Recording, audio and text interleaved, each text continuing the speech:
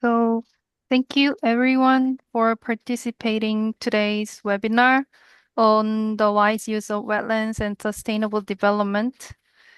Um, Before we begin, I will give you technical guidance on interpretation service and Q&A box on the bottom. We will provide simultaneous interpretation services in Chinese, French, and Korean so that you can choose the language of your preference using the interpretation um, on the bottom. And also, if you have any question during the presentation, you can leave your question in the Q&A box so that presenters can reply to you at the end of after they finish their presentation or during the Q&A session in the end. So we may begin now. This webinar is an annual event hosted by the incumbent chair of the Wetland City Network, in continuation of the last year's webinar hosted by Amyang City. This year's webinar will discuss wise use of wetland and sustainable development in wetland cities. So for the opening message, we will invite Mr. Liang Runshang, Vice Mayor of Dongying City. Mr. Liang, the floor is yours.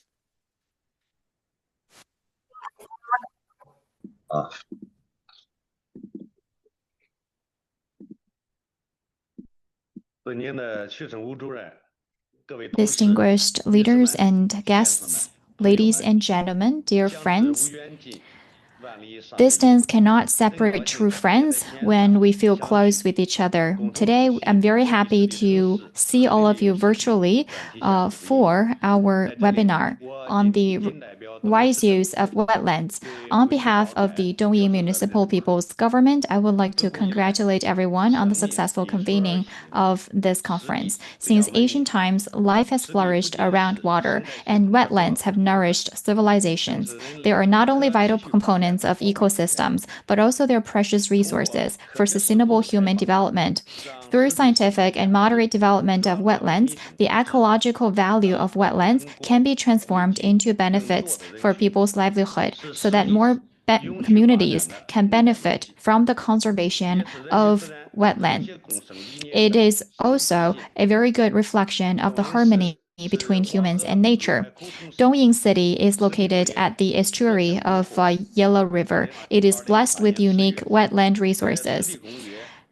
And during the 13th Party Congress in the Ramsar Convention, because of our work for the protection of wetland resources, we are named one of the wetland cities.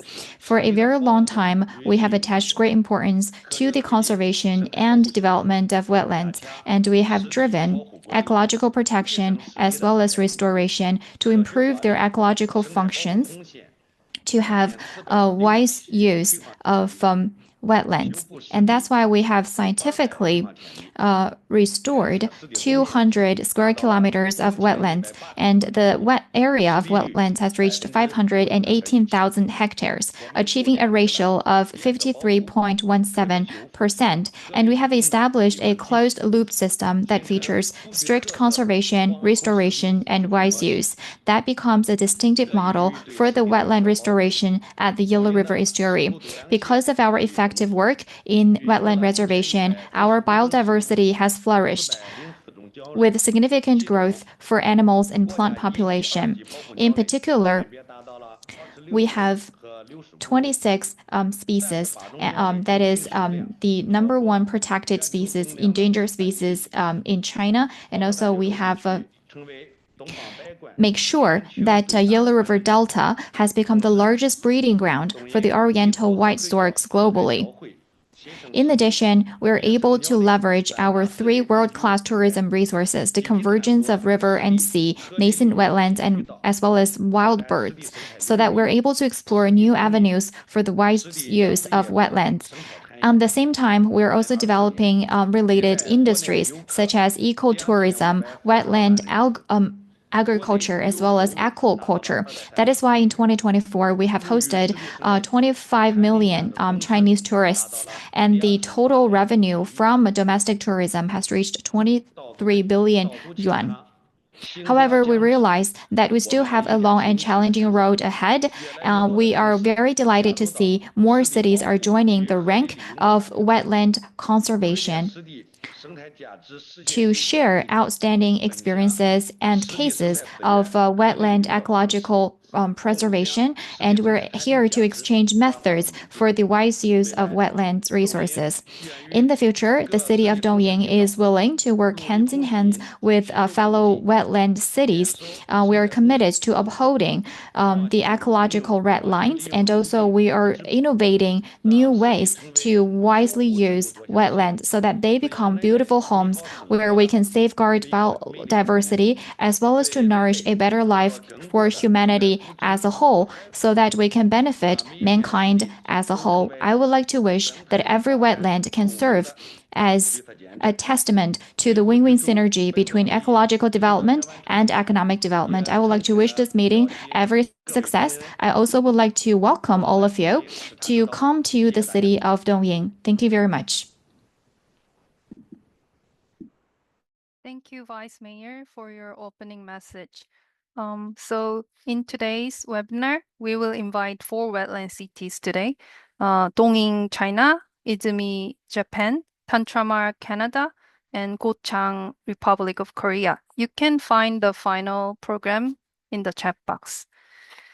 So before the presentation of those 4 wetland cities, we will invite Dr. Gerd Michael Steiner to understand the basic concept of the wise use under the Convention on Wetlands. Dr. Steiner is a professor in the Department of Botany and Biodiversity Research at the University of Wien and a technical advisor of the Independent Advisory Committee for the Wetland City Accreditation. So, Dr. Steiner, the floor is yours.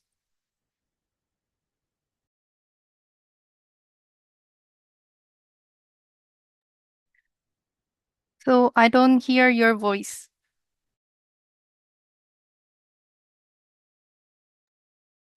I cannot hear you, Dr. Steiner. Now Yeah. you can hear me. Yes, thank Yeah, you. it was by the translation. They stopped my microphone for that. I hope you can hear me at the moment. And I want to tell you, if it works, yes, about wise use as a whole. And it is, I can tell you, really a success story of the Ramsar Convention on Wetlands. In 1971, when the convention was founded, Article 3.1 of the convention agreed to formulate and implement their planning as to promote the conservation of the wetlands in the list of Ramsar sites and, as far as possible, the use of wetlands in their territory. Through this concept of wise use, which was pioneering when the convention was drafted, the convention continues to emphasize that human usage on a sustainable basis is entirely compatible with Ramsar principles and wetland conservation in general.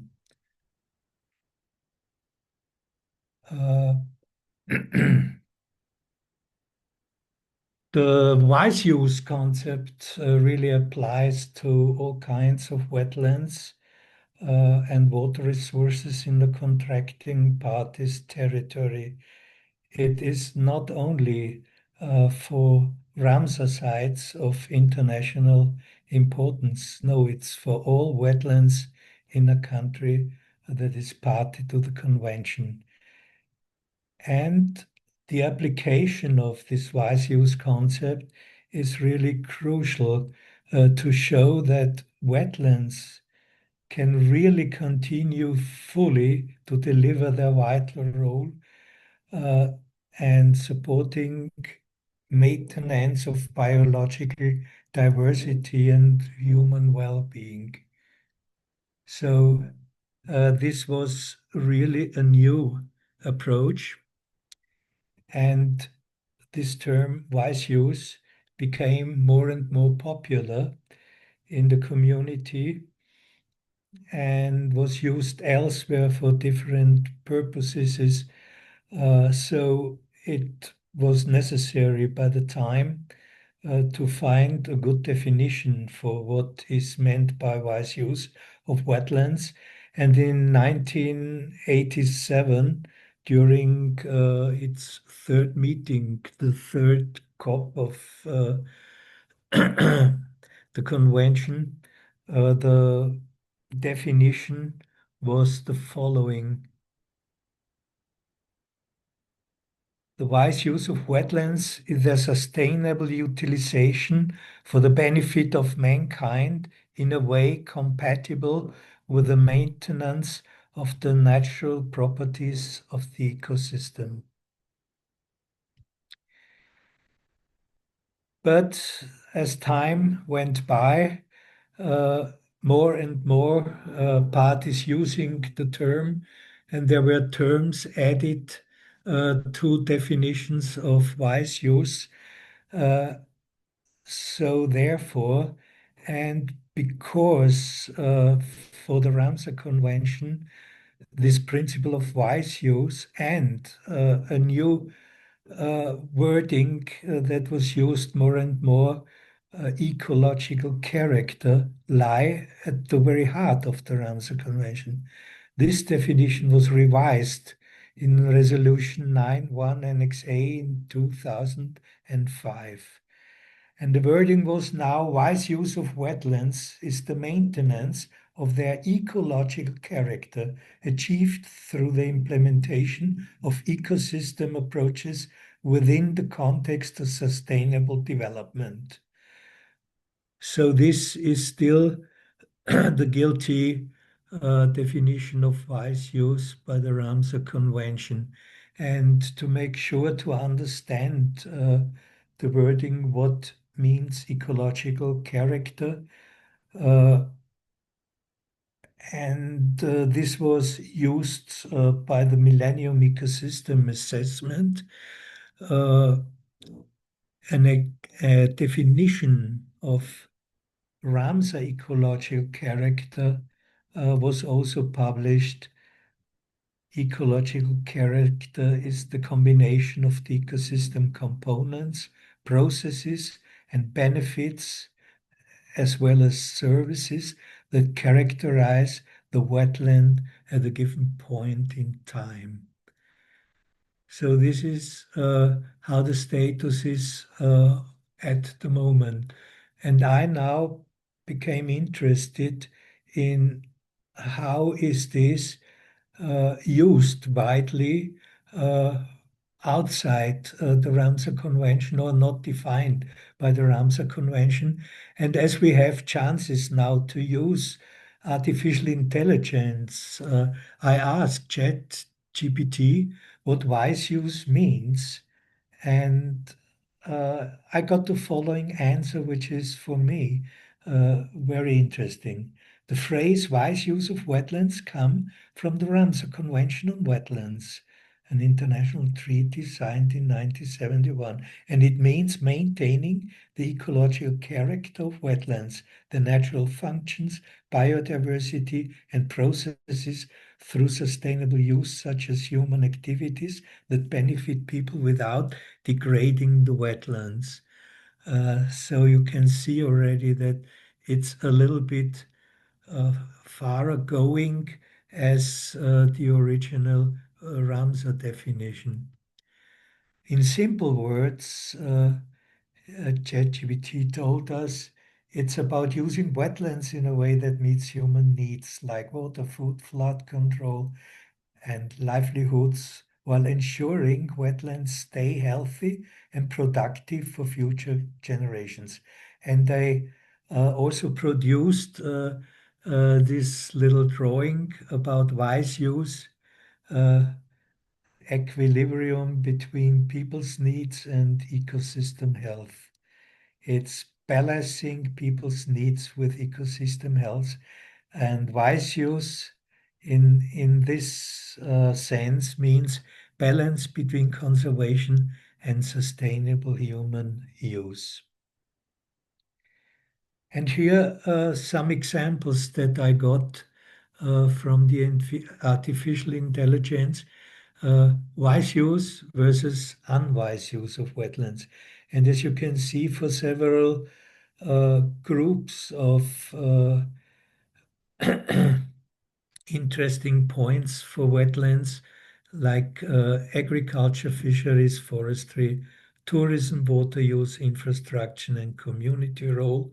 You find here some examples which, on one hand, are wise, like rice, fish farming, and limited fertilizer use in agriculture.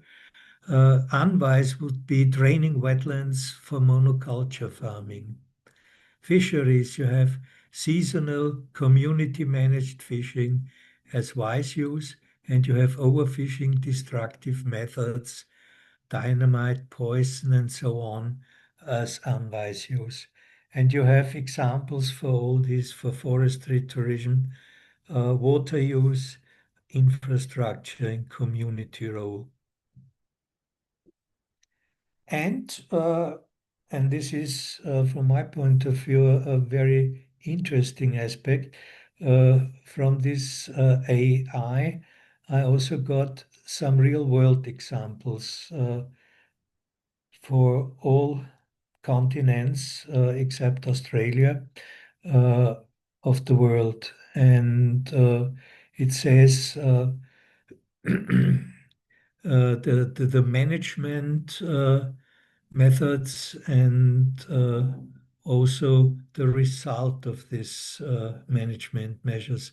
For the Danube Delta in Romania, one of the biggest deltas in the world, sustainable fishing, reed harvesting, and ecotourism were the management measures that have been applied. And the result is protection of fish and bird habitats, and also it supports local income. In Asia, you have as examples the Mekong wetlands in Southeastern Asia, rice fish farming, fish sanctuaries, and flood buffering as measures, and food security, flood control, biodiversity protection as a result of that. In Kio Ladeo National Park in India, controlled water flow and ecotourism, maintains bird habitat, generates conservation funding. Sorry. For Africa, we have the Okavango Delta in Botswana, community-based tourism, papyrus harvesting, and it gained jobs for locals, water storage, and wildlife conservation. Niger Inland Delta in Mali, flood recession farming, sustainable grazing fishing, supports millions with food, preserves ecosystem services. And in the Americas, in the Everglades, you have wetland restoration, regulated tourism, and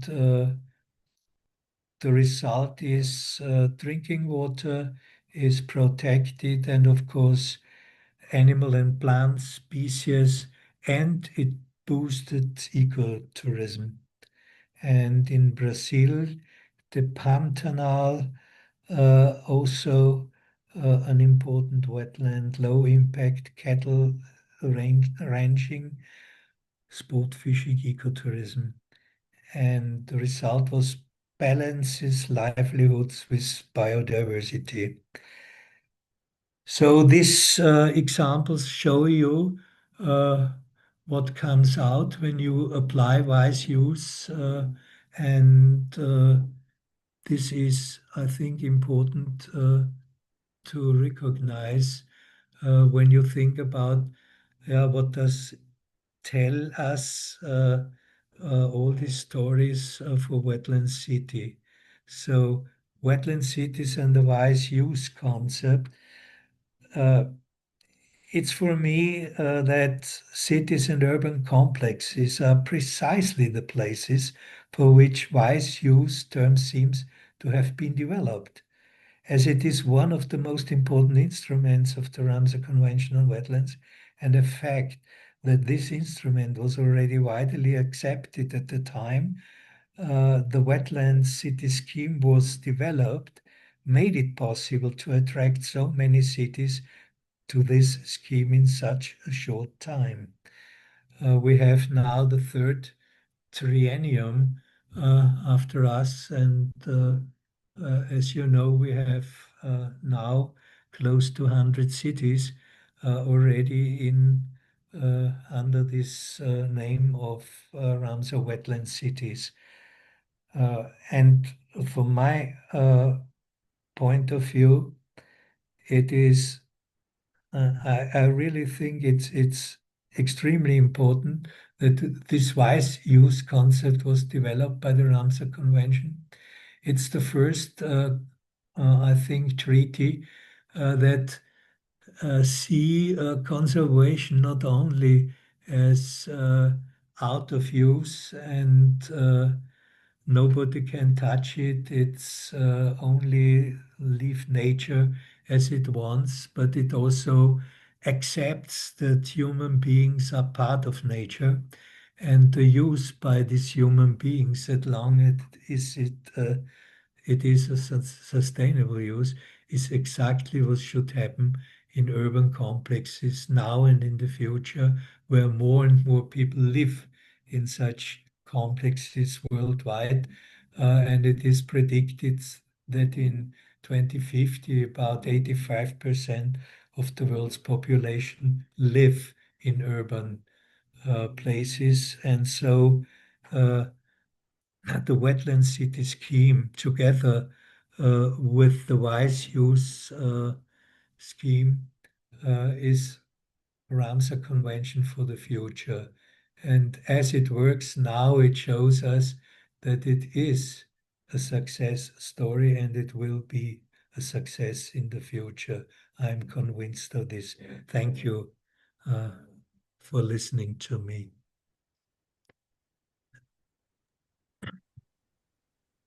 Thank you very much, Dr. Steiner, for your presentation. Now we listen to the presentation by 4 wetland cities. Dongying City was accredited as a wetland city in 2018 for the first triennium, and the other 3 wetland cities were accredited in 2022 as a second batch. They're all coastal cities with different types of wetlands, from delta, alluvial fan to tidal flats. Under the topic of wise use of wetlands and sustainable development in wetland cities, we hope you could compare and contrast the wise use project in these wetland cities and learn different approaches to the wise use of wetlands. For our first presentation, we will invite Dr. Sun Yan, the Senior Engineer of Dongying Municipal Natural Resources and Planning Bureau in Dongying City. Dr. Shen, the floor is yours.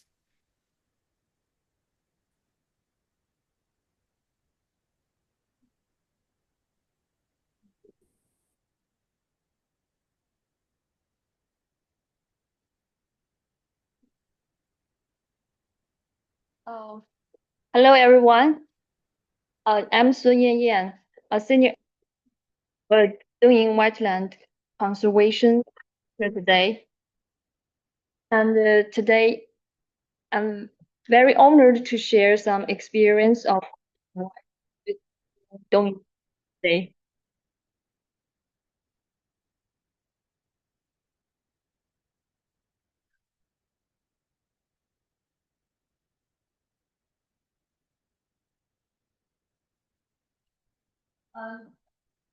My presentation will include these 4 parts.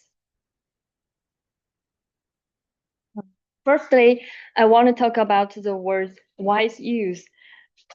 It was firstly adopted by contracting parties at the COP3 in 1997. I think but the concept has already told of wise use very well. In my opinion, wise use can be seen as the conservation and sustainable use of wetlands and they provide for the benefit of human and nature.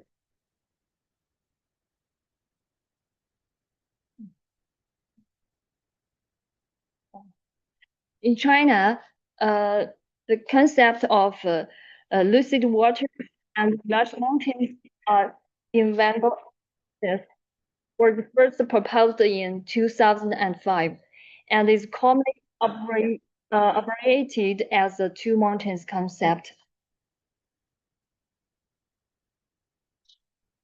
I think that both these two concepts share a consistent core philosophy of ecology, both orient towards the long-term common interest of human and nature. And guided by these concepts, Dongying developed a cycle model that ranges from wetland conservation and restoration to the enhancement of wetland ecosystem functions, and then to the wise use of wetlands, which in turn feed back in wetland conservation and restoration.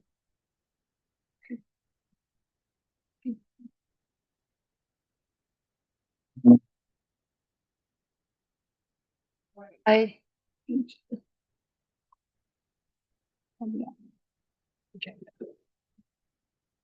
Okay, part two is wetland conservation.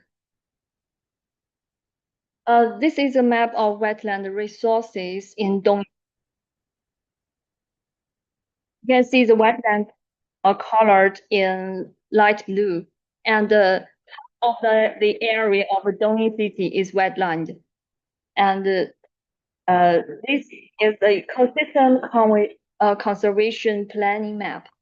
We are trying to build an ecological protection pattern of one park and two belts. Specifically, one park refers to the Yellow River National Park. Two belts refers to the Yellow River Ecological Corridor and Coastal Zone. Pattern enables comprehensive protection of wetlands. However, this is no easy task, as it requires proper handling of the relationship between urban development and the wetland conservation. And today, I would like to share a mechanism we are trying to establish, the wetland occupation and position balance mechanism. Simply put, to achieve the total amount control of wetland area, a construction project occupies a certain area of wetlands. It is required to restore or rebuild wetlands of equivalent area and quality to make up for the loss. The Wetland Protection Law of China, issued in 2022, stipulates the occupation compensation balance of 40%, which also serves as a basis for us to promote this mechanism. And last year, we implemented the first wetland occupation balance project. It is a case about the wetland occupation by the offshore wind power project of the China Energy Investment Corporation.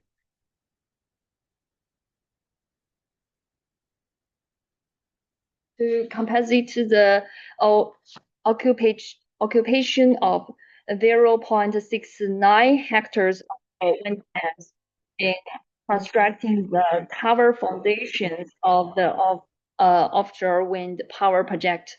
The company allocated around 900,000 RMB to the Administrative Committee of Dongying Port Economic Development Zone to restore the steam area of wetlands in water system. And in this way, we've not only made sure that these national key projects can move forward, also guarded the region's ecological security.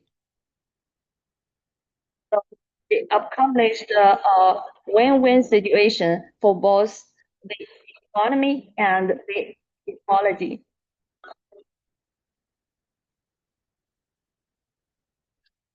Now we are working to formulate a standardized process for wetland occupation composition balance, which includes the following key steps.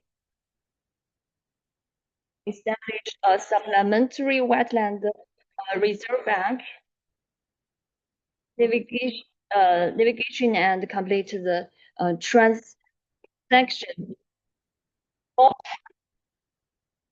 restoration plan, implement supplementary wetland restoration, finally conduct acceptance of wetland. And part 3 is about wetland wise use.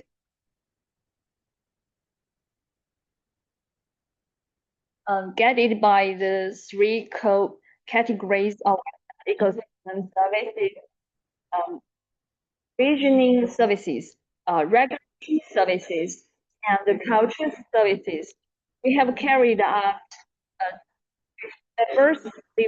diversified and targeted wise use of wetlands.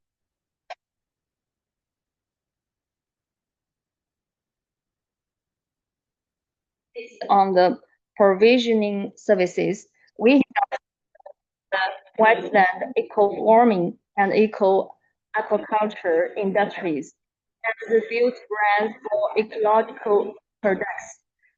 The brand values of the Yellow River Estuary Chinese mixed crab and the Yellow River Estuary rice have reached more than 3 billion RMB and more than 1 billion RMB respectively.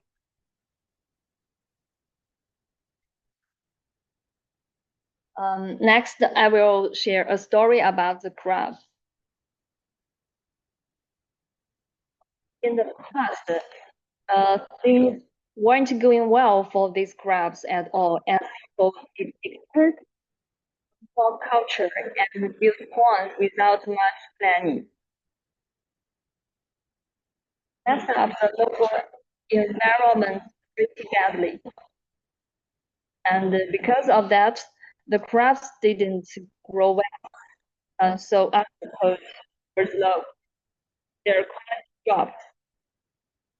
The whole business wasn't making much money.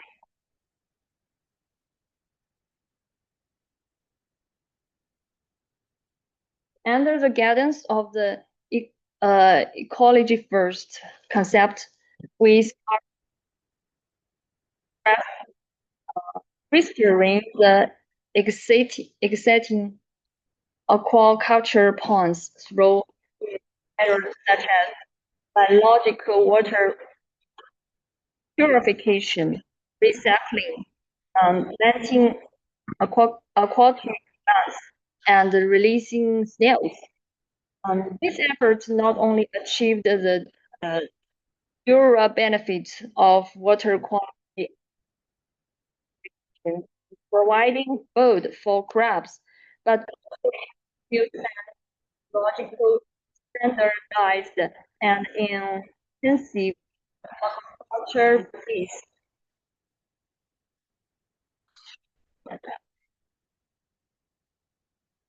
scientific research team has been introduced, and research and the development investment has been to high quality crab seedling farms and scientific research and experimental base has been built to breed better crab seedlings, conduct and carry out application demonstrations.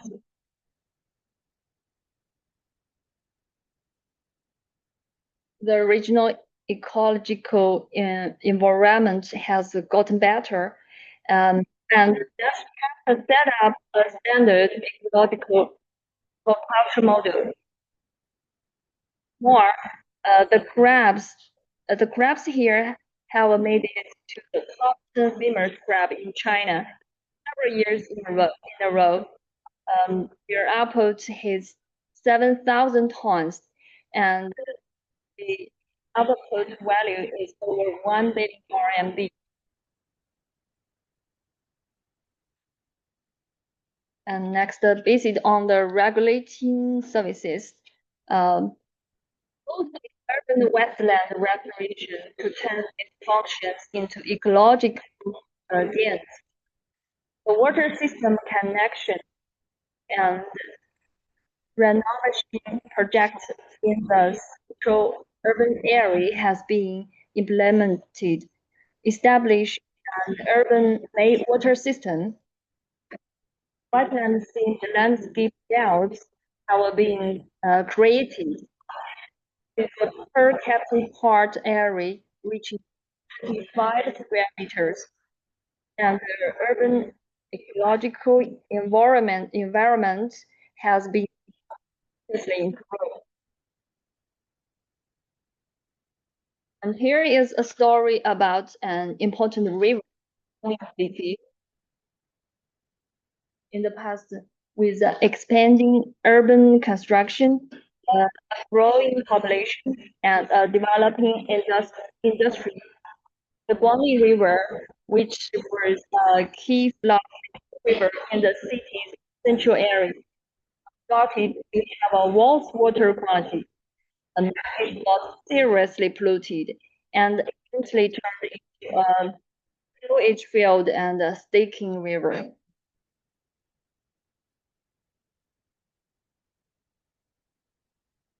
Addressed this problem, the comprehensive ecological environment management project of the Guangli River was implemented. First, we did a full job of dredging the river. Then we carried out several key projects, including diverting and intercepting sewage and renovating and upgrading sewage treatment plants. And we knocked down all the illegal buildings along both sides of the river. Logical revents and along the banks, and worked on projects to make the greenery better there.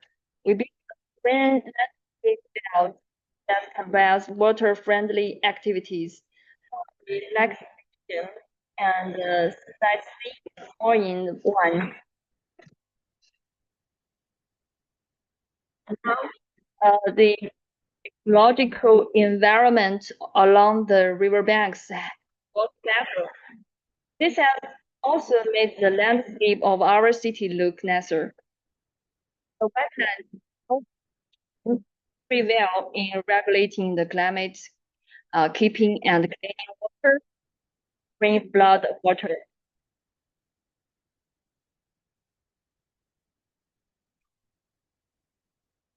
And the last basis on the culture services, we have vigorously developed ecotourism and built a number of tourist attractions.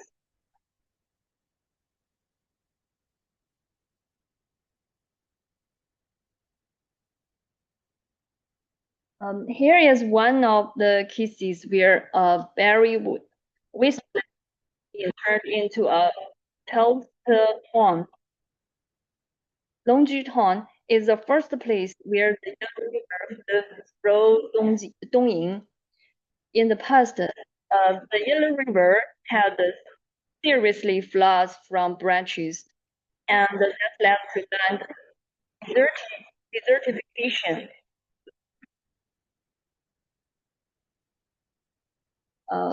To solve the Yellow River flood problem and improve the local ecological environment, we started building the large ecological forest farm 2011, and the management to revert desertification area for about 3,000 hectares. These are the photos of before and after restoration.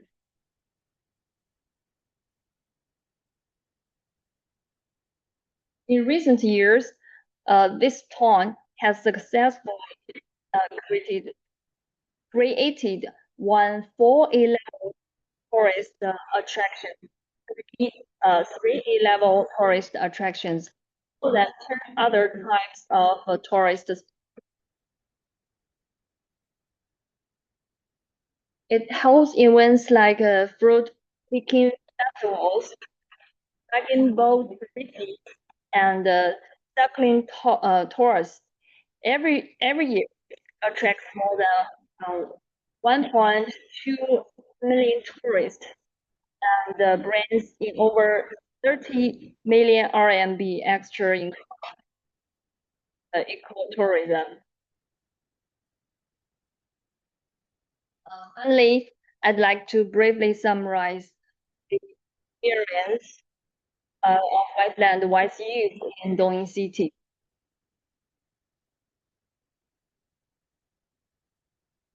First, we stick to the protection first principle to lay a solid foundation for wise use and sustainable development. Second, rely on our local resource strategies to achieve diverse forms of wetland wise use. Third, we encourage participation from all groups so that everyone can share the benefits of sound ecological development. That's all. Thank you for listening. Thank you very much, Dr. Shen, for your presentation. It was really awesome to see the philosophy of Wise Use Project of Dongying. I remember that Dongying in eastern China was beautiful with nearing the end of the Yellow River. And for our next presentation, I will invite Izumi, Japan.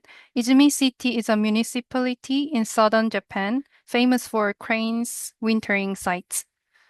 Miss Maeda Naoko, Assistant Manager of Ramsar Convention Promotion Office in Izumi City. The floor is yours.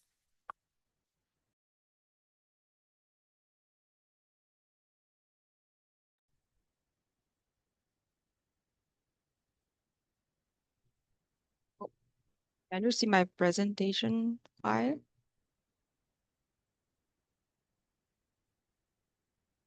Yes, very well. Okay. Good morning, good afternoon, everyone. Can you hear me? Yep. Okay. Thank you very much for giving me this valuable opportunity today. My name is Maeda from Japan. I work as municipal office worker at Izumi City Ramsar Promotion Office. I am mainly responsible for ecotourism in this department. Today, I would like to share one of our city-wide initiatives along with some of the changes that have started to emerge from this project. This is not only my first time presenting in a setting like this, but also my very first time giving a presentation in English.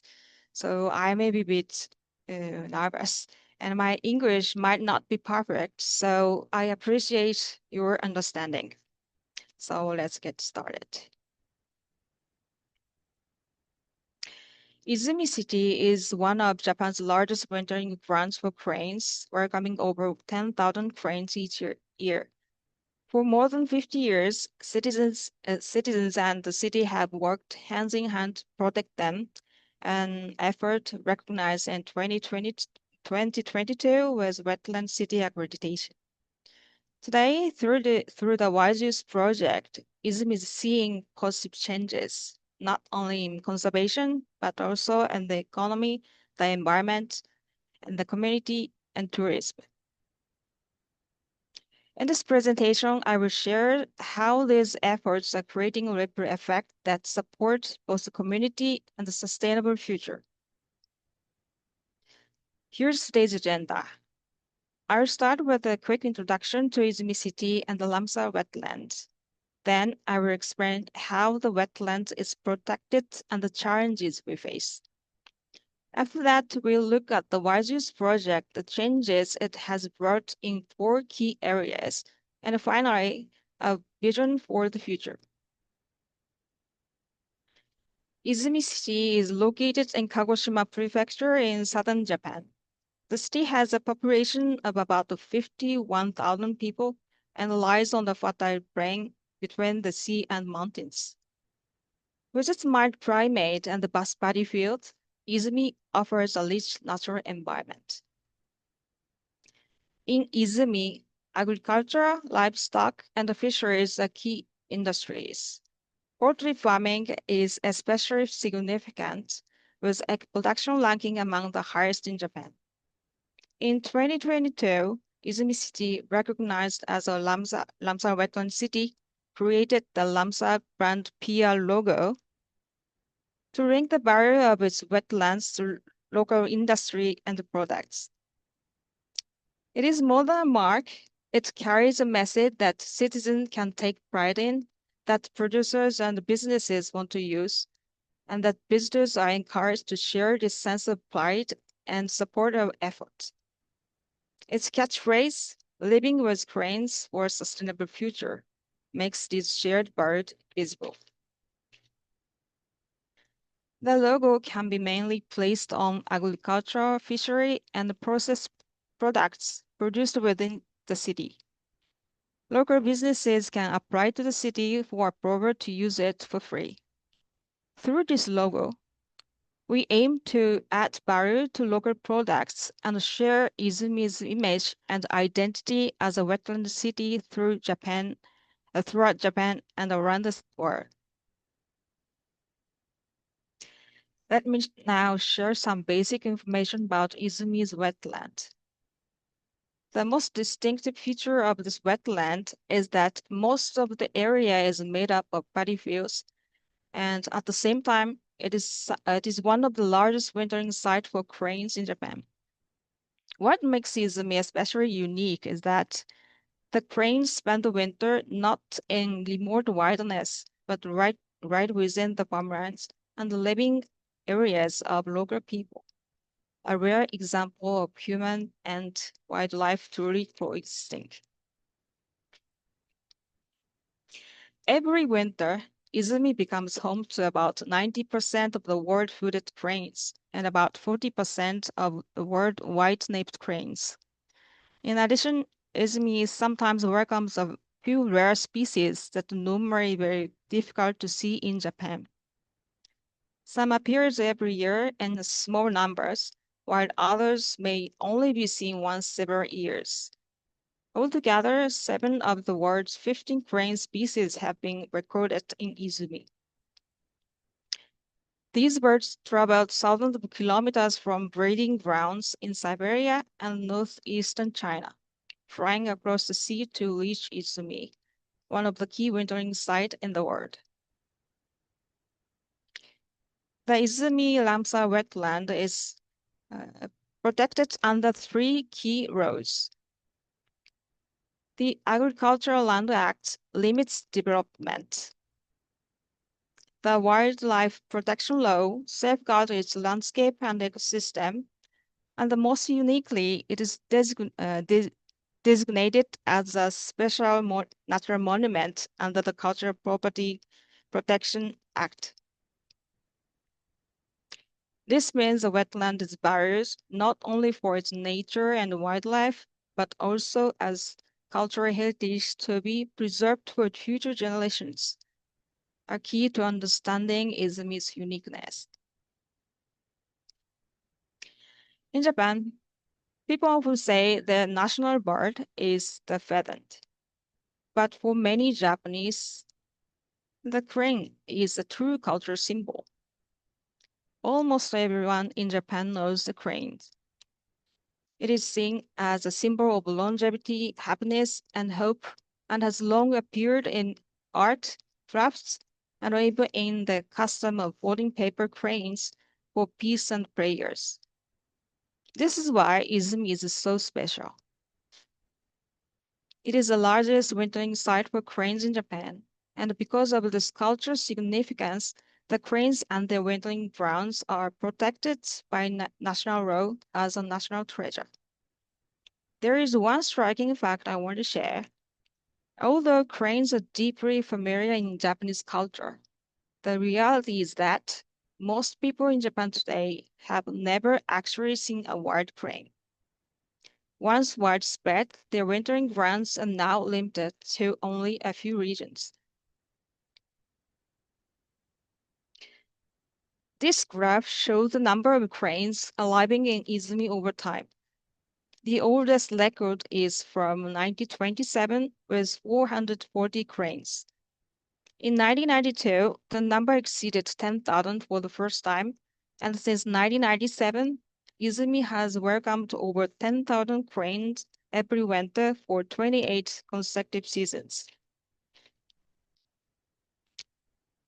The Izumi wetlands are truly unique in the world, but we also face some serious challenges. The first challenge is the heavy concentration of birds. Every winter, more than 10,000 cranes gather here, along with over 30,000 ducks and other water birds.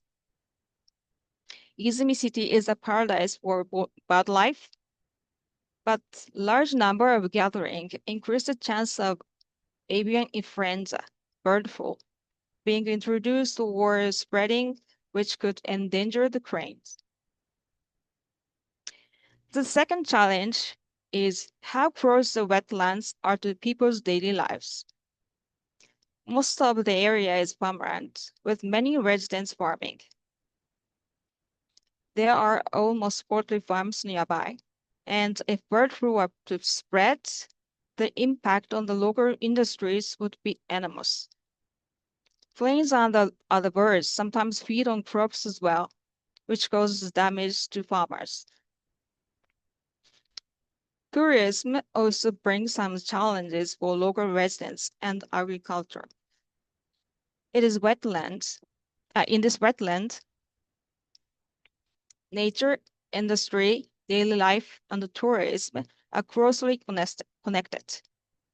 This is why a system to coordinate and balance these different needs, the Wise Use project is absolutely essential. Addressing these challenges requires not just conservation efforts, but close collaboration with the local community. The Kagoshima Crane Conservancy has been the heart of this work for more than 50 years, protecting cranes, supporting farmers, and creating a model of coexistence that lasts. This slide gives an overview of the Conservancy's work. I don't have time to go into the details today, but I'd be happy to share more by email if you're interested. Now let us return to the topic of the WISES project. To better understand the impact of the project, it is important to look at what the situation was like before it started. The Crane Observation Center is the main spot for crane watching. It is located right in the middle of the wintering grounds where visitors can observe thousands of cranes resting and gathering just in front of the building. In the crane wintering area, the main tourist income came from the observation center, where the entrance fee was about 220 yen per adult. However, people could also see thousands of cranes freely in the surrounding paddy fields because there were no entry restrictions. Even though basic rules were announced, many visitors did not know about them. As a result, some tourists stopped their cars on the roadside or stood on the roads to take photos, which sometimes disturbed local farmers working in the field. Tourism at the time was usually short and casual, just stopping by to watch the cranes during the day. Therefore, the economic benefits for the local community was quite limited. So let's take a look at the Wise Use Project, the Wintering Ground Management Initiative, launched in 2022 to tackle the many challenges these wetlands face. The base of this project is a crane observation center, a public facility that welcomes visitors every winter. The project runs from November 1st to the second Sunday of March in step with the center's open season. This project is led by the council, made up of city and local stakeholders. Now I explain the concrete activities of the project. The city informs residents and local businesses about the wintering season rules in advance. For visitors, local residents hired through the project explain the rules and ask for a voluntary conservation fee at the observation center. This fee supports crane protection and disease prevention, making every visitor part of the effort. Visitors are also guided to follow simple disease prevention steps, use these designated routes, and avoid disturbing the cranes. Through this system, the city and the local residents share roles. The city provides information and coordination, while locally hired staff take responsibility for daily contact with visitors. Together, they are balancing crane and wetland conservation with tourism and local life. Here, I'd like to talk about the changes we've seen since the project began. These changes can be grouped into 4 areas: economic, environmental, social, and tourism. In the following slide, I will explain each of these areas in details. First, I will explain the economic impact of the project. At the center, visitors are invited to make a voluntary conservation fee. These contributions have steadily increased over the past 3 years, even though the project operates for only 5 months each year. The contribution rate also rose from about 85% to nearly 95%, showing that most visitors are eager to support this initiative. These contributions are more than just financial support. They help fund conservation efforts, including measures against avian influenza. Most importantly, they have created a system where tourism directly supports conservation, which is one of the most meaningful changes brought about by the project. Next, let me explain the environmental effects. The city has long implemented preventive steps, setting up disinfection mats at the facility and spreading lime on roads each year. Local poultry associations also keep strict biosecurity standards. If an outbreak occurs, the city quickly enforces extra measures like tire disinfection for vehicles and the daily load disinfection in the wintering grounds. Thanks to the voluntary contributions from visitors, we have been able to enhance these measures, ensuring visits are safe and worry-free. This contribution also supports responsible tourism, guided by local staff, helping visitors respect both the cranes and the local community. As a result, a culture of coexistence between nature, the community, and the tourism is beginning to grow. This project is truly fostering better harmony between tourism, local life, and the cranes. Third, let me explain the social effect. The project hires local residents as seasonal staff at the observation center. Their work includes welcoming visitors, explaining the conservation fee, and asking for cooperation with bird flu measures. For many, this job is something they look forward to each year, but the impact goes beyond seasonal work. By working closely with the cranes and talking with visitors, they gain new knowledge and a stronger sense of conservation. Visitors, in turn, also learn more about the cranes and the wetland.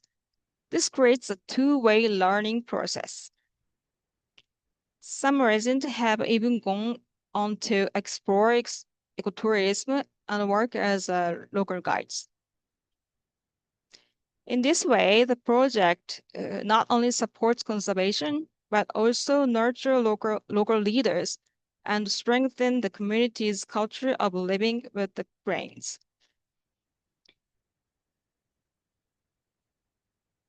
Lastly, let's look at the efforts on tourism. This project has transformed the way people experience crane tourism. In the past, most visitors simply watched the cranes feeding quietly in the fields during the day. Now, with the voluntary conservation fee, visitors can enter the observation center as early as 6:30 in the morning and witness an incredible sight, thousands of cranes rising in the sky together. This breathtaking morning flight has become one of Izumi's most unique and memorable attractions, encouraging more overnight stays and bringing extra economic benefits.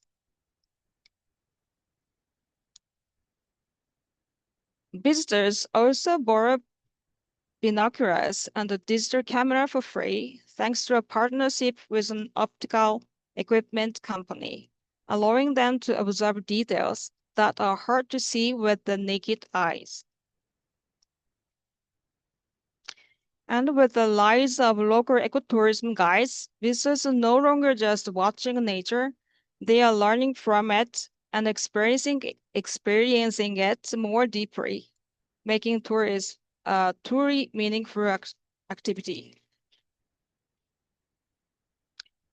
So far, I've shared 4 key impacts of the Wise Use project: economic, environmental, social, and tourism.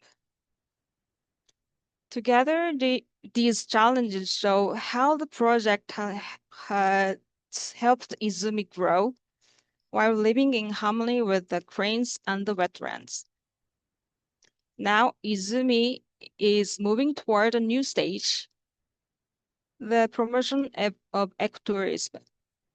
In 2023, the Ecotourism Promotion Council was formed to create citywide guidelines aiming to expand and raise the quality of ecotourism, not just in the wetlands, but across all of Izumi City. At the same time, we are in the process of training and supporting local guides, local residents to grow as ecotourism guides. Bird watching in the Lamsar wetlands is just the beginning. From there, visitors are guided into deeper connections with our culture and the daily life. What makes this unique and our ultimate goal is having local people confidently sharing their own authentic stories, not simply following a script. Through these ongoing efforts, Izumi City is steadily shaping a future where nature, culture, and the people thrive together. Izumi's initiative brings together local government, residents, researchers, and local stakeholders, linking culture, nature, and community life to build a sustainable model to share with the world. What I've shared today is only part of the changes and the impacts we are seeing on the ground. There are also positive effects in education, programs for children, and many other areas that we couldn't cover in today's limited time. That is why we sincerely hope that next time you will visit Izumi yourselves to witness the cranes in the flight and the community's effort to protect them.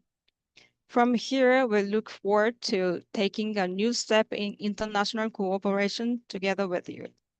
Thank you very much for your attention. Thank you, Ms. Maeda. I was really impressed by the community engagement by Izumi City for the ecotourism and wetland conservation. And for the next presentation, we will have Tantramar. Tantramar is a municipality in eastern Canada with many natural assets, including wetlands. So, Mr. Ron Kelly Spurs, Manager of Tourism and Business Development in Tantramar, Canada. The floor is yours. Thank you very much.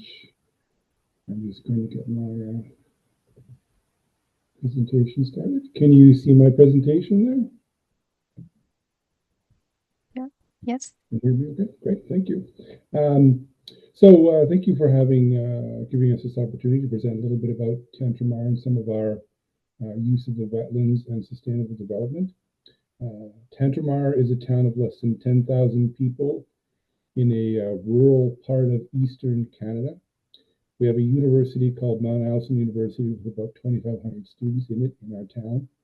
And we're on the Cumberland Basin, which flows into the world famous Bay of Fundy. We were a port town in the 1800s and early 1900s, but we aren't anymore. I'm going to start my presentation by showing some of our wetland assets and how we're using them. So this is the Swan Pond at Mount Allison University. So our wetlands and our assets are integrated into many parts of our town, including the university. Mount Allison uses the Swan Pond for a variety of things, for events, and they also host town events as well. This slide shows the local high school graduation, where every year the students come out and line the sides of the Swan Pond and photos are taken. And the university actually uses this to both promote the town and to promote the university by using it on their social media feeds and in other areas. Our major wetland asset is the Sackville Waterfowl Park, which was founded in 1988 and is 2,200 hectares of a variety of landscape. This is an aerial view of the park, and as you can see, there are trails that are winding through it. It's essentially a flooded wetland. The park has quite a variety of trails as well, with wayfinding signage, and they're enjoyed by local people as well as being a major tourism asset. This particular trail is called the Birches, and We have many kilometers of trails that run through the 22-hectare park. We're also right on the edge of the Tantramar Marsh, which is partly where we get our municipality's name from. The marsh is here's an aerial view of, pardon me, of the marsh as well. It's enjoyed by locals who spend a lot of time out in the marsh. There's a lot of historical sites as well on the marsh area. And it is bounded by, on the ocean side, by a series of dikes. This is a photo showing some people taking advantage of the the dikes, which are sites for cycling, tourism, and other recreational uses. And the dikes actually were put up by the Acadians about 400 years ago originally to dike off the marshland to use it as farmland. And they still exist, but they've of course been upgraded since that time. We also have a river that runs through our town called the Tantramar River, which leads to the Cumberland Basin / Bay of Fundy. And this is the Oxbow part of the river.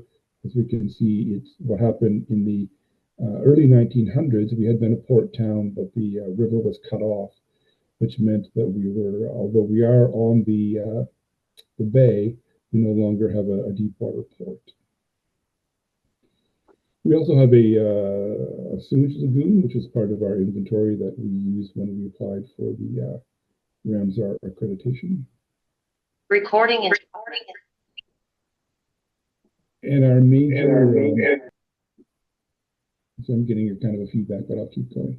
Our major recreational asset would be Silver Lake, which was originally a mill pond dammed off in the 1800s and has now been turned into a recreational area. It's very popular in the summer for locals and tourists.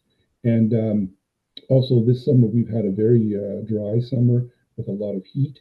And it offers an opportunity for people to be able to cool themselves and do recreational activities during this sometimes challenging time. The next two assets that I'm going to show briefly were created or augmented by the town's need to control freshwater flooding. So the Pickard Quarry Park was essentially constructed or created on the site of a former quarry near the center of town. By creating a berm, the quarry has now been turned into a water repository, holding a very large amount of water. And then there's also some controlled release mechanisms put into the berm and surrounding area. So that when we have rain or when we have snow melting, the water can be stored there and does not flow into the lower part of town, flood the town. And our most recent park is the Retention Pond Park, which was also created in the lower part of town by a lot of careful dredging and manipulation of the marsh there to create further place where water could be retained. And this is another view of Retention Pond Park from an aerial view. One of the things we have been successful at is creating outdoor sculptures and monuments in our wetland areas. The one on the left is called the Tantramar Balance, and it kind of illustrates the balance between transportation and the natural world that we have in Tantramar. And the one on the right commemorates the Yorkshire immigration to Tantramar in the mid-1700s. And both of these are in the Retention Pond Park, as I mentioned. And we have other sculptures and arts related things that are inspired by our being a wetland municipality. This is called Heron's Watch by an artist from the region named Christian Toth. And as you can see, there's a statue of a heron and a couple of ducks as well.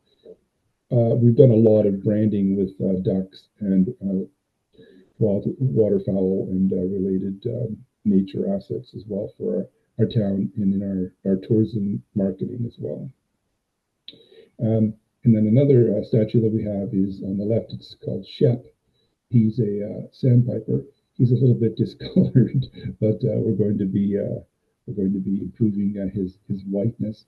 So we have a major festival every year called the Sandpiper Festival, and it's been going on for many years now. It brings all kinds of people to the part of Tantramar called Dorchester.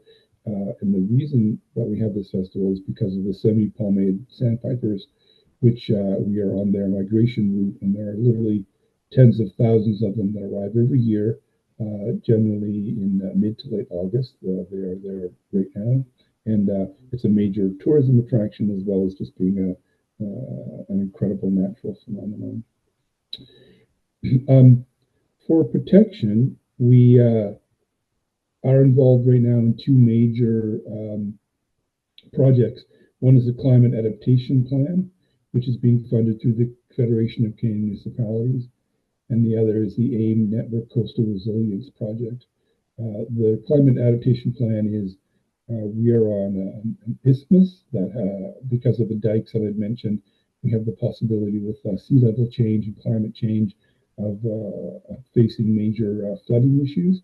So we're working on finding a way to prepare ourselves for that, mitigate and adapt for that. And then the AIM Network Coastal Resilience Project is about governance related to climate protection and protecting our wetland assets, of course. We also have in our province, Tantramar is in the province of New Brunswick in Canada, and our province has a watercourse and wetland alteration regulation, which means that it's created to protect provincial streams, rivers, lakes, and wetlands from work or ground disturbance in their vicinity. So there are very strict rules about what can be done. If you're going to do anything in a wetland area, any sort of construction or any kind of alteration, you need to apply for a permit. The stipulations, the regulations are pretty rigid, and it really does help to protect our wetlands and our natural assets. And then the last thing I wanted to touch on was education. We believe that education is extremely important for helping to protect our wetlands, and especially the education of our young people.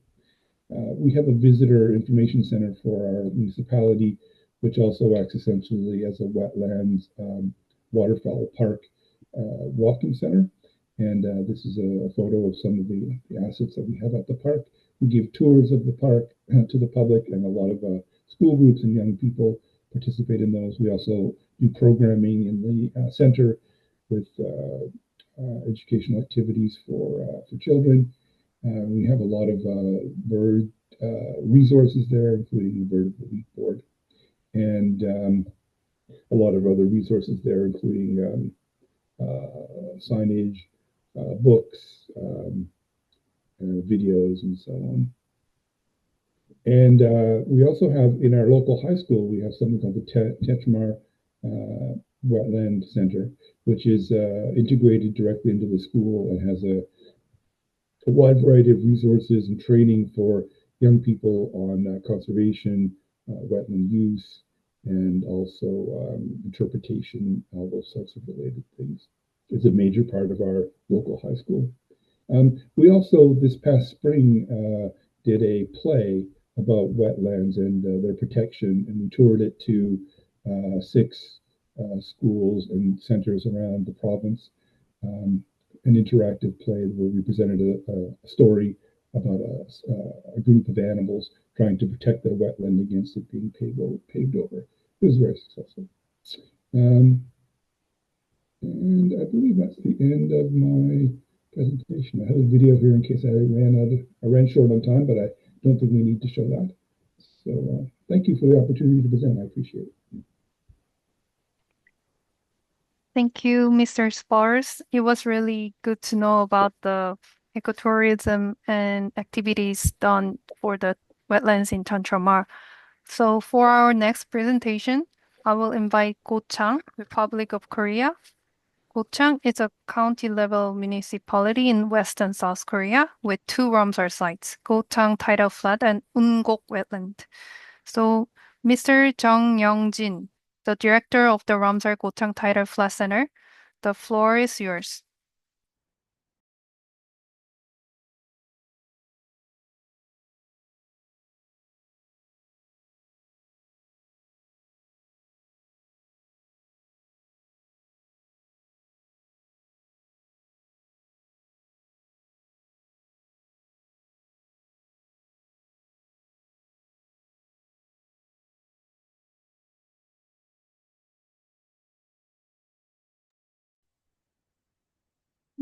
Excuse me, I don't think I hear your voice.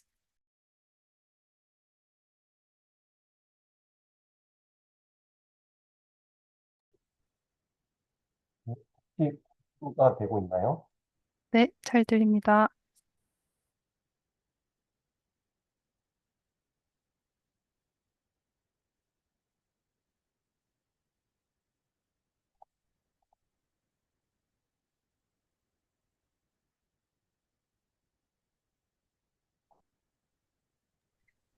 스크린 쉐어를 해주셔야 될 것 같습니다.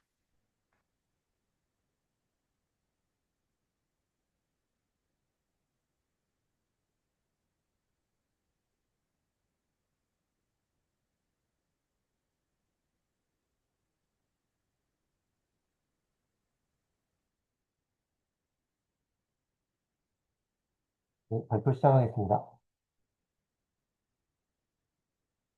저는 오늘 고창 남사르 습지 도시의 생태 관광을 꿈꾸다라는 주제로 발표를 진행을 하도록 하겠습니다. 고창구는 앞서 소개를 받은 것처럼 두 개의 람사르 사이트를 가지고 있습니다. 웅곡 람사르 사이트와 고창 갯벌 람사르 사이트입니다. Actually, we are talking about a valley and a tidal marshland. I don't directly manage this wetland, so today I will focus on this high tidal marsh. This is the tidal marsh, bird's eye view. In this tidal marsh, the total land area, the length is 88.16 kilometers. Just like what you see here, this is the overall tidal marsh situation. And here, the shape is quite unique. It is a kind of hookish, which means that the tidal waves will vary greatly in this kind of hook-shaped marshland. So the marshland would appear to be quite dynamic. So the biodiversity is rich here.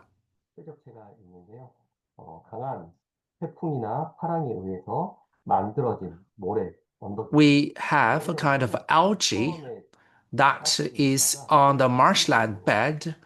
It is kind of a sandy structure. At the bottom, you have like a sand marsh bed. And in this tidal marshland, we started development near and around this marshland in the 1970s.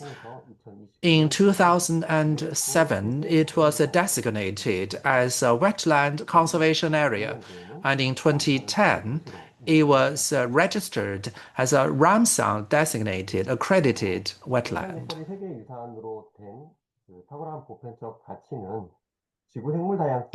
This marshland, it has become a well-known wetland of the world. It is home to multiple species. Many species are endangered. So it's quite well known and has attracted attention from the World Heritage Commission. The tidal marsh is inscribed as a Getball marshland by UNESCO on its heritage list. So how do we sustainably manage and develop this marshland and how we develop ecotourism here? And here you can see this is the most managed places. 살 수 있도록 만들어서 블루카본, 탄소 흡수를 높이는 지역으로 사용 중입니다. First, we cordoned off this region to conserve it. And when our core measure is to build ownership of local citizens, allow them to own the project. And also here, we made full use of the strength of local citizens, local communities. Fisheries here account for 40% of total fish stock of ROK. Without local citizen support, it's impossible to protect the marshland. We actively educate local communities. We tell them the proper way to manage and protect the wetland and the sustainable value of this program. And also we help local communities to sustainably harvest fishery resources and manage their lifestyles. And here on this map, you can see the purple parts.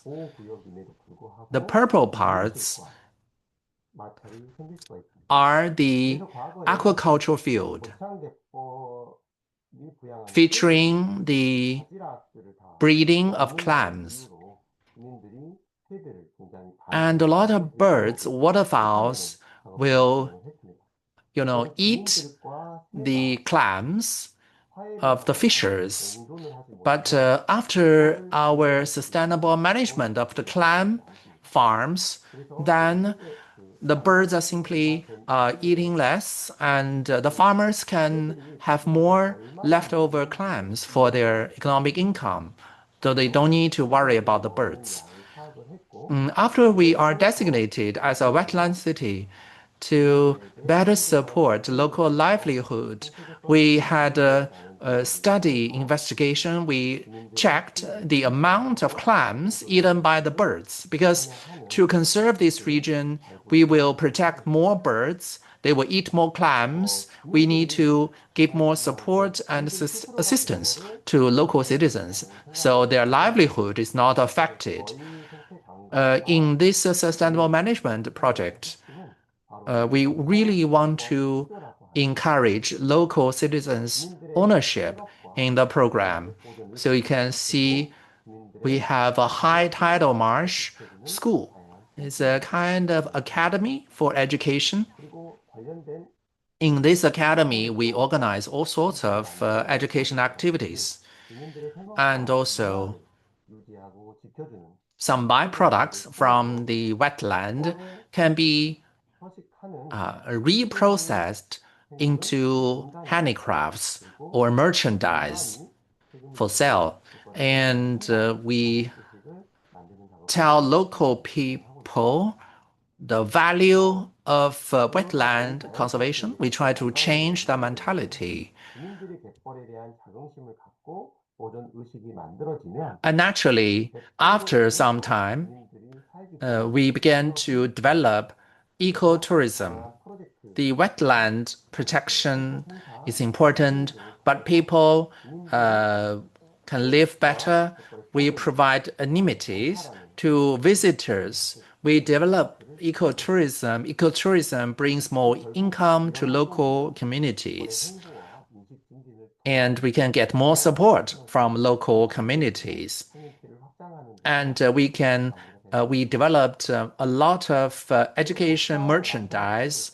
We sell the merchandise and fund conservation work. So another thing is the ecotourism strategy we are thinking about.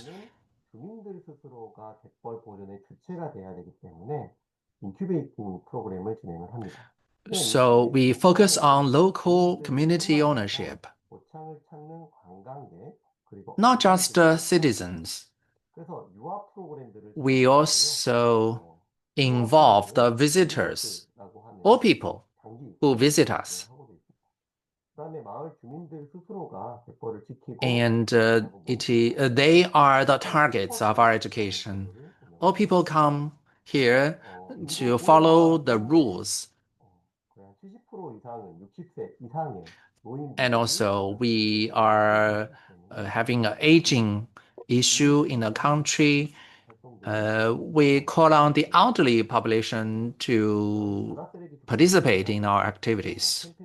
For example, here you can see we can collect the rubbish, the trash from the sea. 처음에 고창 갯벌을 관리하는 Another thing is ecology sensitivity. 전달에 초점을 맞췄었는데요. 최근 몇 년부터는 You can see 생태 것이 아니라 a good eco-environment will bring good feeling, comfort to people. So we build this very positive environment. We say this is a kind of ecological sensitive achievements. We educate people on this. And the damaged wetlands are restored and repaired. And you can see they're re-emerging. We also accredit the restoration project. So in those restored places, we have also done some educational events to let people know how the restoration works. And you can also see some specific initiatives that we plan to undertake this year. In fact, a lot of our events or activities are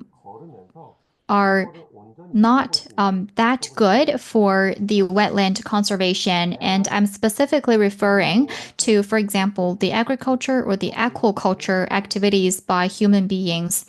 So we are also thinking about doing some campaigns to see how we can strike a balance between humans' need for economic development as well as the need for ecological conservation. So that is why we have conducted all sorts of activities that take part close to or within the wetlands to get people closer to the wetlands. So specifically, for example, in the city of Gaochang, when we have some social events, some of this would take place here, or we would have some sales event where we sell some specific local products that are made from things that are from the wetlands. And we have conducted a very interesting event that is to collect the sound of wetlands.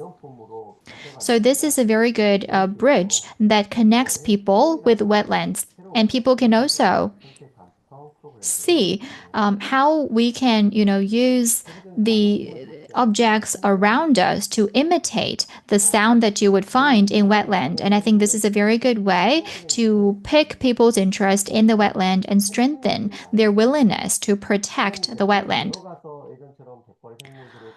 We have also done a lot of workshops as well as seminars and also other smaller scale events. The purpose of doing all of those is to strengthen the connection between people and wetlands so that people's awareness and interest in wetland conservation is going to be improved.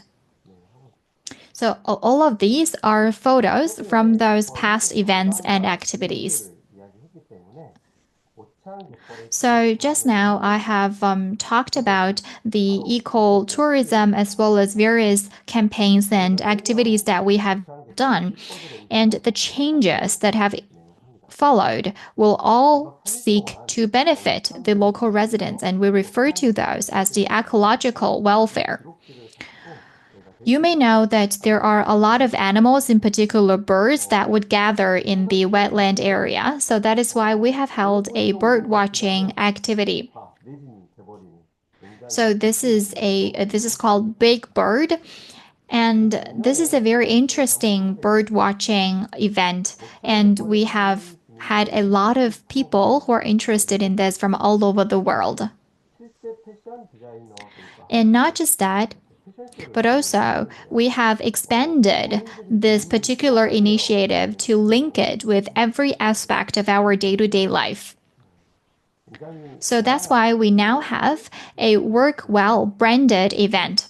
So this is a brand that is established, and under this brand, we have done a lot of things that are related to people's day-to-day life, including, for example, clothes. So under this initiative, our local residents take use of the locally sourced raw materials to make all of those clothes.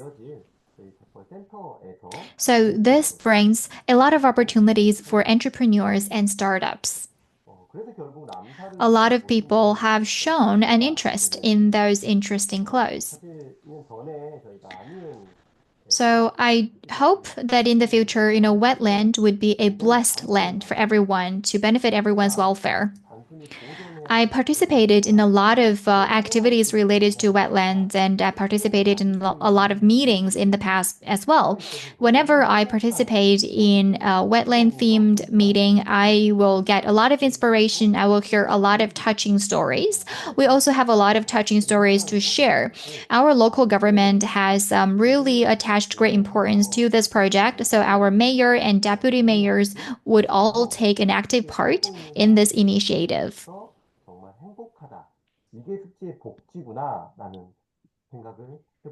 And all of those contribute to the welfare of local people, and it contributes to their sense of happiness. Our goal is that every person that lives in the wetland would be proud of living in the wetland. They would feel like the proximity to wetland is their source of happiness. I think this would be the ultimate goal for every wetland city. Last but not least, I would like to conclude my presentation by saying that I hope the Ramsar Convention wetland cities can all become successful ecological cities so that we can all be successful in driving ecotourism, education, so that we can all celebrate the ecological value of the wetlands. So this is a picture that was built in 2017. And now this particular place has become our World Heritage Center.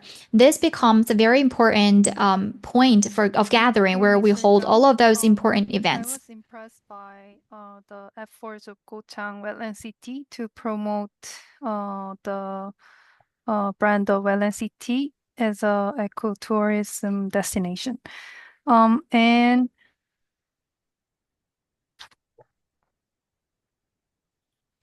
And so we are now finished with a presentation by 4 wetland cities. I thank you all for the presentations. So our next session is a short briefing about the Mayor's Roundtable, another annual event of the Wetland City Network. It will be held on the last week of November 27th to 29th in Tata, Hungary. So first, let's watch the promotional video from the mayor, Mr. Josep Michel.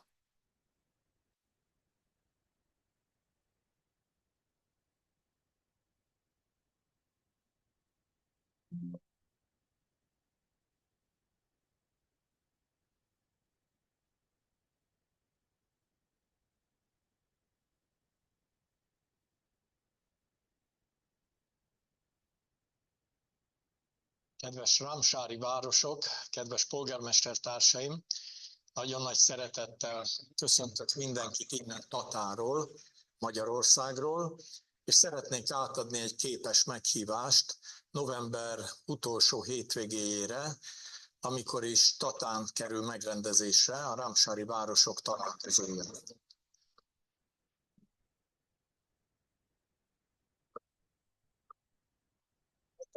már az ősember idejében is egy lakott terület volt, 800 éve pedig adatolva van, hogy ki mindenki élt ezen a tájon. A teremtett világ gyönyörű részét kaptuk ajándékba, mert hogy egy legalább 300 hektárnyi vízfelület, több mint 300 hektárnyi zöld felület, 180 hektárnyi erdő, az, ami bennünket itt körülvesz, illetve amiben élhetünk.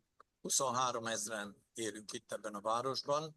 Komárom-Esztergom megye harmadik legnagyobb városa Tata, Komárom-Esztergom megye pedig Magyarország második legkisebb megyéje. Északnyugaton található, Budapest és Bécs között fekszik a mi megyénk a Duna partján. A Tatát építő arisztokrata családok, királyok, akik itt éltek és pihentek ebben a városban, úgy alakították ki a környezetet, hogy a számukra is kényelmes legyen, ezért rengeteg nagyon szép régi értékünk van, amelyet jó szívvel mutatunk be a hozzánk érkezőknek, Mátyás király várát, vagy az Eszterházy család kastélyát, azt a gyönyörű angol kertet, amely Európa első olyan angol kertje, ahol nem a lakókastély köré épült az angol kert. Hőforrásaink, karsztforrásaink szépítették meg és szépítik meg ma is a környezetünket. A Rámsári város cím mellett sok más szép díja is van a városunknak, csak egyet említsek meg, után az Európai Közösség tagja vagyunk mi is. Az Európa díjat is elnyerte városunk. Magyarországon Szegednek és Tatának van Európa díja, ezt a Strasbourgi Európa Tanács mint legnagyobb kitüntetését, amelyet város kaphat, önkormányzat kaphat, nyerhettük el.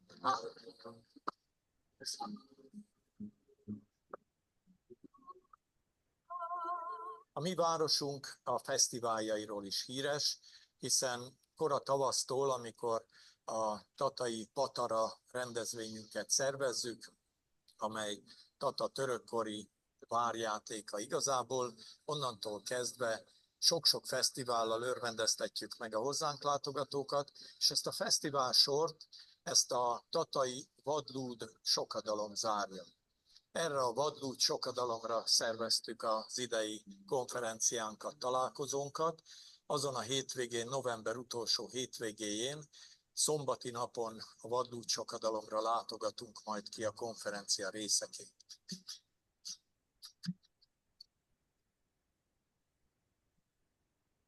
Ez a Tatai Öregtó partján található, ahol 30-40-50 ezer vadlúd az, amelyik itt telel, és a környékben minden reggel kirepülve szerzi meg az élelmét. Ezek a vadludak adták a mi városunknak azt a lehetőséget, hogy ramsári város lehessünk, mert így kerültünk be a ramsári területek besorolásába Magyarországon. Magyarország természetvédelmi területeiről, a nemzeti parkjairól és a vizeiről külön előadások hangzanak majd el a konferencián. A felvezető napon, a pénteki napon, a délelőtti órákban, a konferenciánkon ezeket a témákat szeretnénk körüljárni. Délután pedig szekcióülésekre hívjuk a kedves vendégeinket, polgármestertársaimat, ahol a város különböző pontjain egy-egy külön témát járunk körbe, amely szintén mindegyik valahol kapcsolódik, vagy a madarakkal, vagy a vizeinkkel, vagy a természeti közösségünkkel, a természeti környezetünkkel, az életünkkel.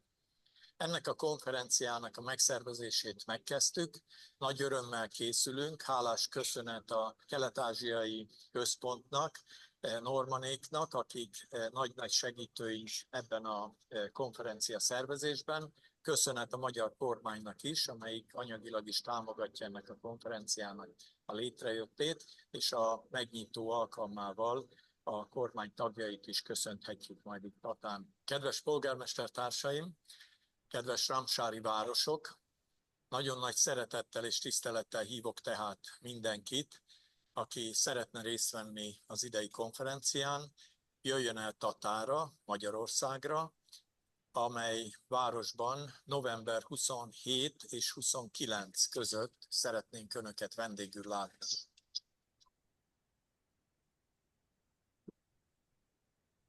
Egészen biztosak vagyunk abban, hogy több lesz a vadlúd, mint a látogatók. A A látogatók olyan 10 000-en szoktak lenni, a vadludak meg 30-40, akár 50 000-en is lehetnek. Ne hagyják ki ezt a csodálatos lehetőséget, nagyon nagy szeretettel, igazi magyar vendéglátással várjuk Önöket Tatára, a vadlud sokadalom.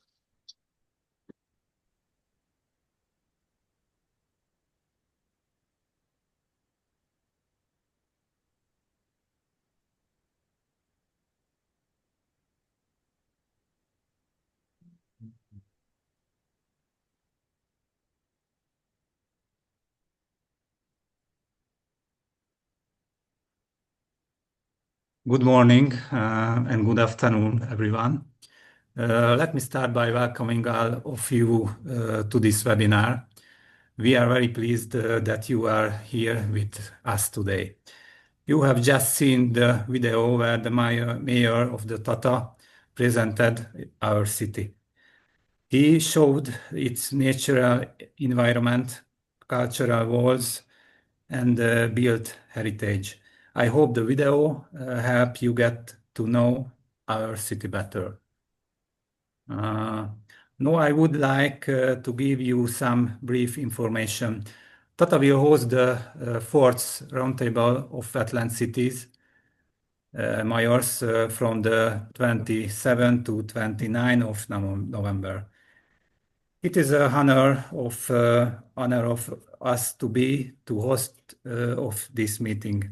We look forward to welcoming all participants personally this November. The mayor could not join us right now as he is attending an urgent meeting with the city council. He sends his great greetings to all of you and hopes to meet you personally at the event. In the following slides, we will briefly present the program of the 3 days conference. The first day, the event will begin in the afternoon at the main conference venue, where participants will be welcomed by local and international representatives. After the opening session, we will head to Old Lake to witness the spectacular flying of the wild geese, a natural highlight of the region. Following this, participants are invited to enjoy an informal dinner at the festive Advent market in the town's main square, offering a unique local experience. The second day, will focus on professional content. The day starts with plenary session at the main venue. Then participants will attend parallel thematic session held at 4 different locations.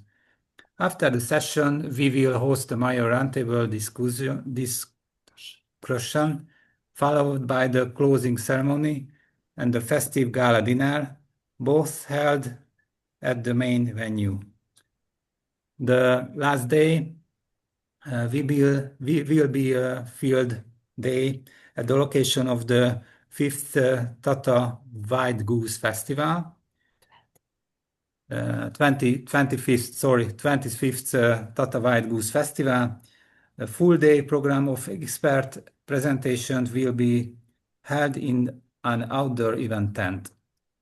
You will have the opportunity to give a 15 minutes presentation in English. Those who wish the present can indicate their preferred time slot during the registration process. In addition to the presentation, there will be space for personal meetings and networking among Ramsar city representatives. These meetings can be arranged in advance and will take place in a dedicated meeting room within a heated building. This space will also provide refreshment throughout the day and serve as the lunch venue. After this quick overview of the program, let me briefly introduce the conference venues.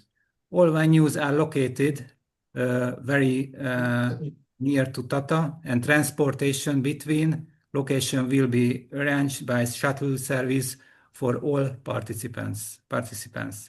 The main venue of the conference will be the sport arena of the city.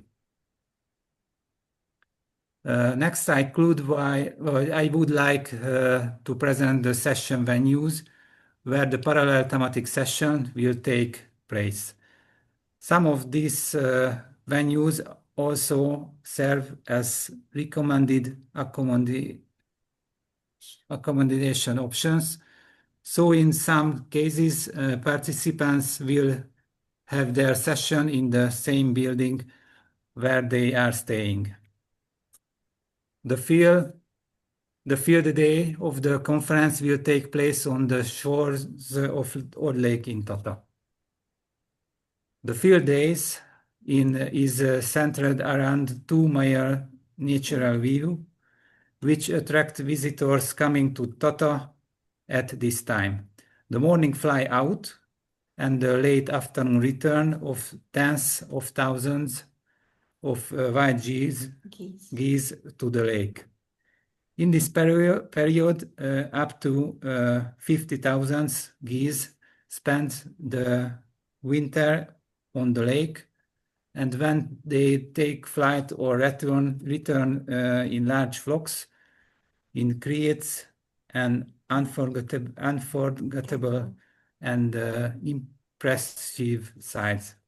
Between these two main events, participants will be able to join a wide range of professional programmers. In addition, for those who wish to explore the surroundings, we offer optional cultural and natural based activities, cultural walking tour around Old Lake, and guide tour on the Fényes Spring Natural Trail. During the field day, representatives of Ramsar cities will have the opportunity to give a short presentation up to 15 minutes in length in English. Presentations will be organized in 2 time slots, one in the morning and one in the afternoon. Those we wish the present can sign up for a preferred time slot during the conference registration process. The presentations will take place in an outdoor event tent set up the festival venue.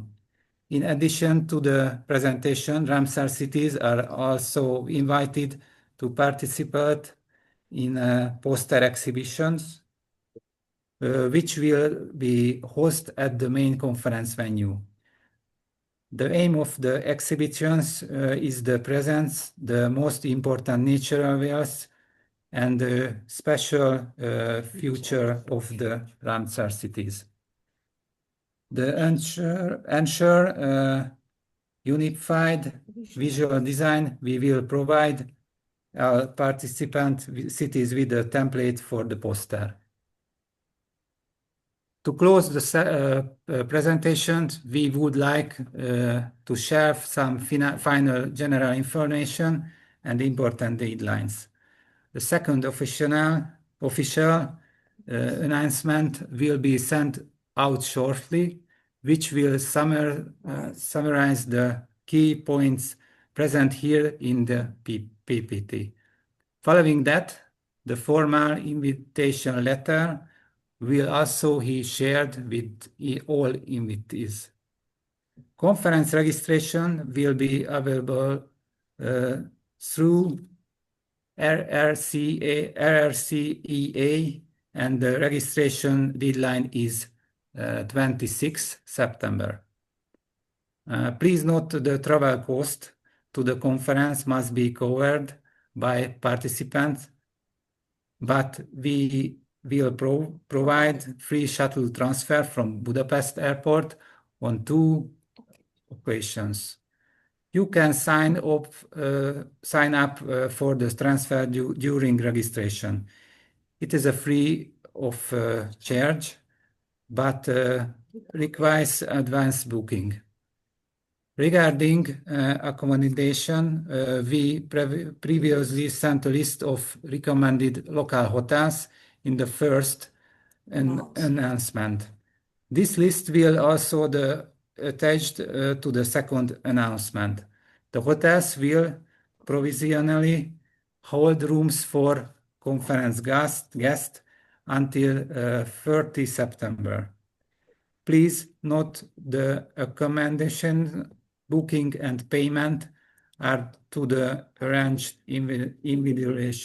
individually by each participant.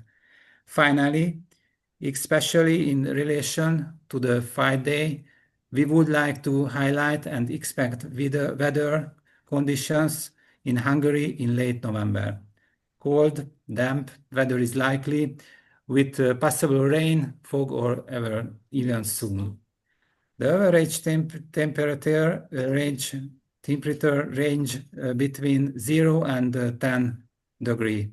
So please be sure to bring warm and weatherproof clothing.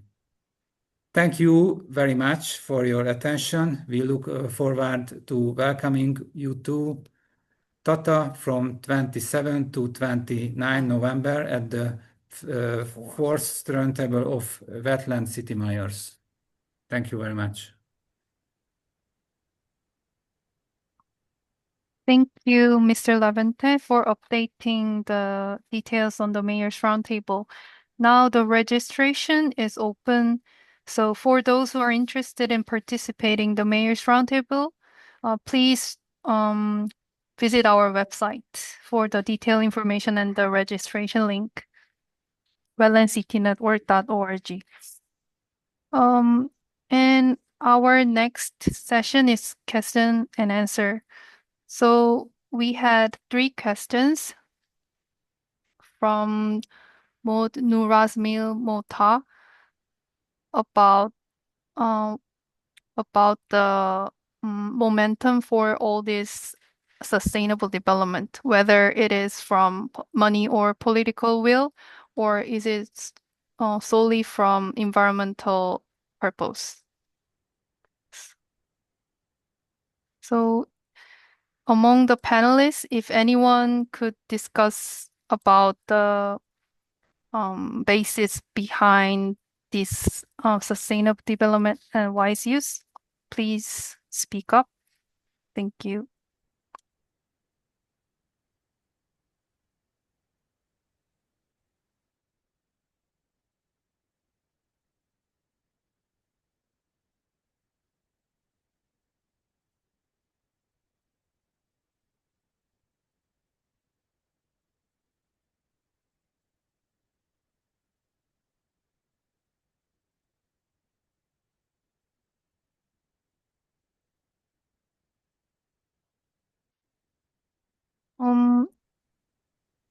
Especially Dongying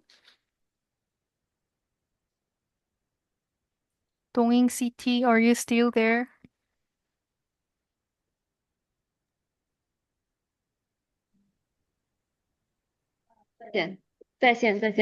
Yeah, thank you. Yes, we're online. So I replied to the question from my point of view. What do you think about the whether do you think the project of Dongying is solely from the political purpose, or do you have any side effect of wise use project?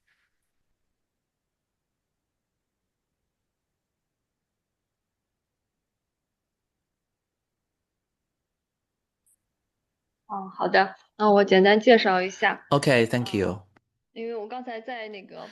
Because just now in my report, we were saying we were building a wetland protection or wise use policy package. At the very beginning, we had a top-level design. Because in China, we have the so-called two mountains concept. Large mountains and lucid waters are invaluable assets.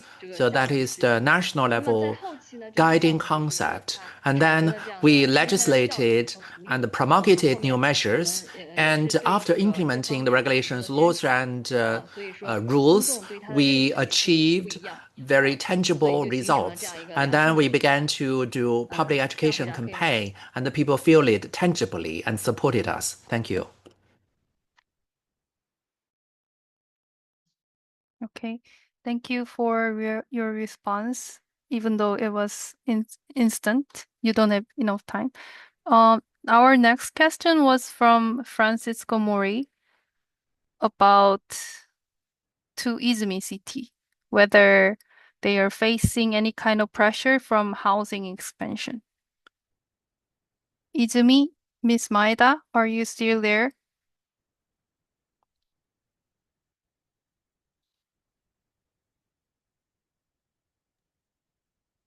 No, that was already answered.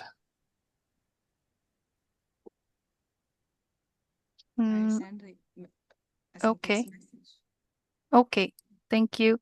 So seems like the question was already addressed.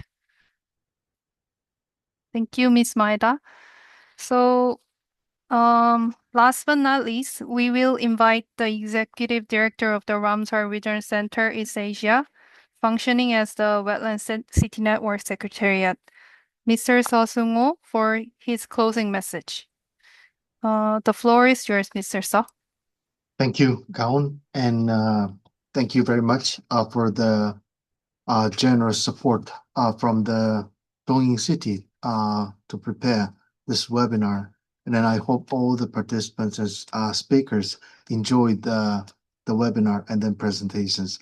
It was a really good chance for me, even for me, learning and then sharing experience.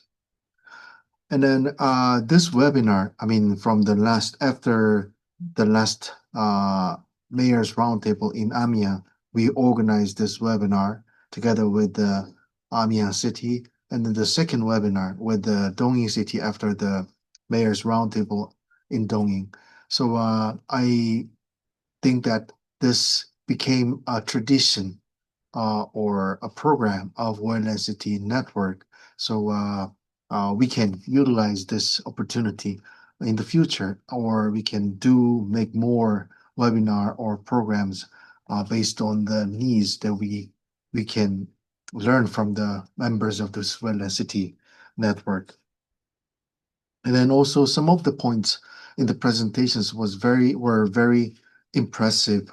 The policy from Dongying, the protection first policy, and also the Izumi and Tantramar and Gochang's engagement and ecotourism programs. And then these will be the we can tell them the flagship case studies for other wetland cities and Ramsar sites. They can learn from these wetland cities. And I believe that there must be more case studies and more things to learn. So we can share this with the others in the fourth Mayor's Roundtable in Tata this year, November 27th to 29th.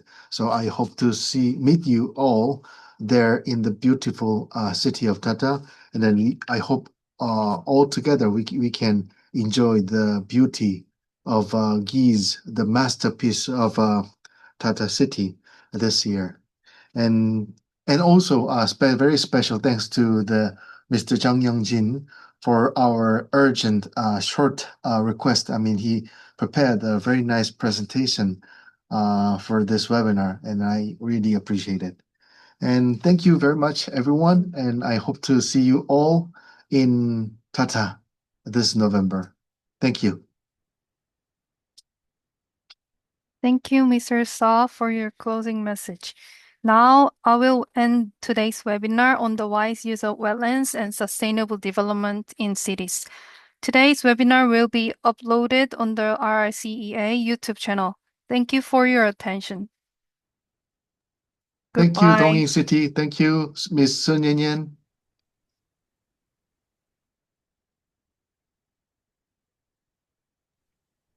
Bye-bye, everybody. Oh.